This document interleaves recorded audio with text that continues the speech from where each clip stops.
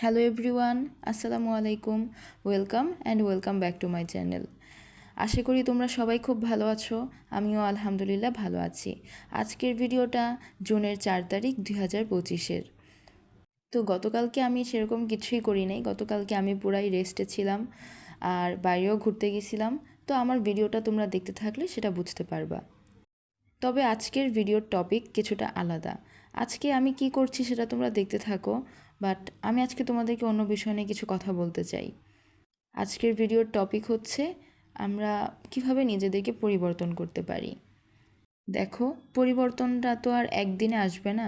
তবে আমরা যদি প্রতিদিন নিজেকে একটু একটু করে পরিবর্তন করার চেষ্টা করি, তাহলে একদিন ঠিকই আমরা আমাদের মাঝে যেই পরিবর্তনটা আনতে চাচ্ছি সেই পরিবর্তনটা পার্মানেন্টভাবে আনতে পারবো ইনশাল্লাহ। তো সেজন্য আমাদের প্রতিদিনই টুকটাক করে নিজেদের পরিবর্তন করার চেষ্টা করতে হবে। তো তার মধ্যে কিছু ধাপ আমি এখানে উল্লেখ করতে চাই। প্রথম ধাপ হচ্ছে প্রতিদিন একই টাইমে ঘুমানো আর একই টাইমে ঘুম থেকে ওঠা। যেমন রাতে যদি তুমি ডেইলি 12টায় ঘুমাইতে যাও, তাহলে প্রতিদিন 12টায় ঘুমাবা, আবার সকালবেলাও প্রতিদিন ফজরের আজানের সময় উঠে যাবা। তবে এই ক্ষেত্রে আমাকে কিছু সমস্যা ফেস করতে হয়। যেমন আমি যেহেতু এখন থেকে প্রতিদিন চেষ্টা করি যে তাহাজ্জুদ নামাজটাও পড়ার, তো আমি এই জিনিসটা জানি না যে রাত 12টার আগে কি তাহাজ্জুদ নামাজ পড়া যায় কি যায় না। তো রাত 12টার পর পর্যন্ত আমাকে ওয়েট করতে হয় তাহাজ্জুদ পড়ার জন্য। তো এরপরে তাহাজ্জুদ নামাজ পড়ার পরে আবার ফজরের টাইমে ওঠা এত তাড়াতাড়ি করে সেটা আমার পক্ষে সম্ভব হয়ে উঠতেছে না। প্রতিদিনই এজন্য ফজরের নামাজটা কাজা যাচ্ছে। তো আমার এই ভিডিওটা যদি কোনো কোরআনের হাফেজ ভাইয়া বা আপুর কাছে যায়, বা যে জানে এমন কারো কাছে যায় যে রাত 12টার আগে তাহাজ্জুদের নামাজটা পড়া যাবে কি না, তাহলে প্লিজ আমাকে একটু কমেন্টে জানায় দিও। আবার কেউ যদি ফজরের নামাজের পরে ঘুমায়, তাহলে সেটাও পাপ হয়। তাহলে সেই ক্ষেত্রে আমি কিভাবে মেনটেন করতে পারি, তোমরা কিভাবে মেনটেন করো, এই জিনিসটা আমাকে একটু প্লিজ কমেন্টে জানায়ও।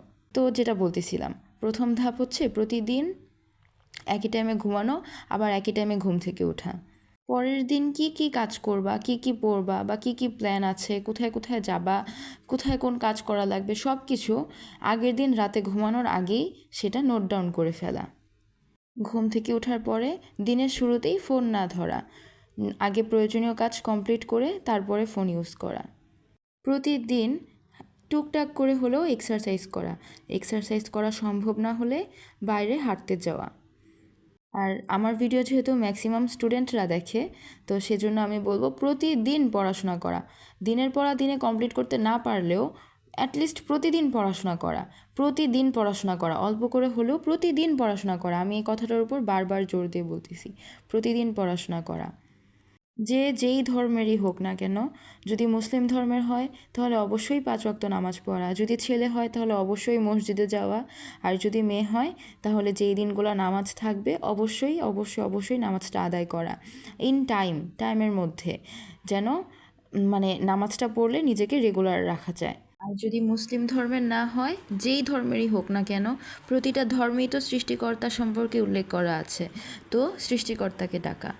দেখো, আমি যে এই কথাগুলো বলতেছি তার মানে এই না যে আমি নিজেকে খুব পরিবর্তন করে ফেলছি, বা এমন না যে আমি খুব যোগ্য কেউ। বাট আমি প্রতিনিয়ত প্রতিদিনই আমি নিজেকে টুকটাক করে পরিবর্তন করার চেষ্টা করি। আমি যখন আগে নামাজ পড়তাম, দেখা যাইতো কি যে জাস্ট ফরজ নামাজটুকু পড়েই আমি উঠে যাইতাম। আবার মাঝে মধ্যে তাড়াহুড়ার জন্য আমি জাস্ট ফরজ নামাজটুকু বসে থেকে আদায় করে ফেলতাম। এরকম একটা অলসতা আমার মাঝে কাজ করতো। তবে আলহামদুলিল্লাহ এখন আমি 5 ওয়াক্ত নামাজই সম্পূর্ণটুকু আদায় করার চেষ্টা করি। সম্পূর্ণ নামাজটাই আমি এখন দাঁড়ায় থেকে আদায় করার চেষ্টা করি। আর আমি এখন থেকে আরও বেশি করে, আরও খুব করে চেষ্টা করব যেন ফজরের নামাজটাও আমি টাইমের মধ্যে পড়তে পারি। আর এই যে নতুন করে নিজেকে পরিবর্তন করার যে পরিকল্পনা, এই পুরো টাইমটাতে আমার পাশে আমার যে ফ্রেন্ডটা ছিল, ইনশাল্লাহ কোনো দিনও সুযোগ হলে তার নামটাও আমি ভিডিওতে মেনশন করব ইনশাল্লাহ। সেই দিন থেকে আমি তোমাদেরকে বলছি যে আমি আজকে থেকে কোরআন শরীফ পড়া শুরু করতেছি। আল্লাহর রহমতে সেই দিন থেকে আমি রেগুলারলি পড়তে পারতেছি। তোমরা আমার জন্য দোয়া করো যেন আমি রেগুলারলি পড়তে পারি। যেই দিন থেকে আমি তোমাদেরকে বলছি যে আমি তাহাজ্জুদ নামাজ পড়া শুরু করতেছি, সেই দিন থেকে আল্লাহর রহমতে আমি রেগুলারলি পড়তে পারতেছি। দোয়া করো যেন আমি প্রতিদিন পড়তে পারি, প্রতিদিন যেন আমি আল্লাহর কাছাকাছি থাকতে পারি। তবে বিশ্বাস করো, যেই দিন থেকে আমি তাহাজ্জুদ নামাজ পড়া শুরু করতেছি, আমি কোরআন শরীফ পড়া শুরু করতেছি, সেই দিন থেকে এই আজকে অবধি খুব কম সময় গেছে যদিও, তবুও বলতেছি এর মধ্যে এই কয়েকটা দিন আমার কোনো কিছু নিয়ে দুশ্চিন্তা বা মন খারাপ এরকম কোনো কিচ্ছু হয় নাই। মনের মধ্যে একটা অন্যরকম শান্তি কাজ করতে থাকে। আর সবসময় মনে রাখবা যে আল্লাহ সর্বোত্তম পরিকল্পনাকারী। তোমার জন্য যা ভালো হবে সেটাই আল্লাহ তোমাকে দিবে। তুমি বড়জোর আল্লাহকে ডাকতে পারবা, আল্লাহর কাছে চাইতে পারবা। এই তো।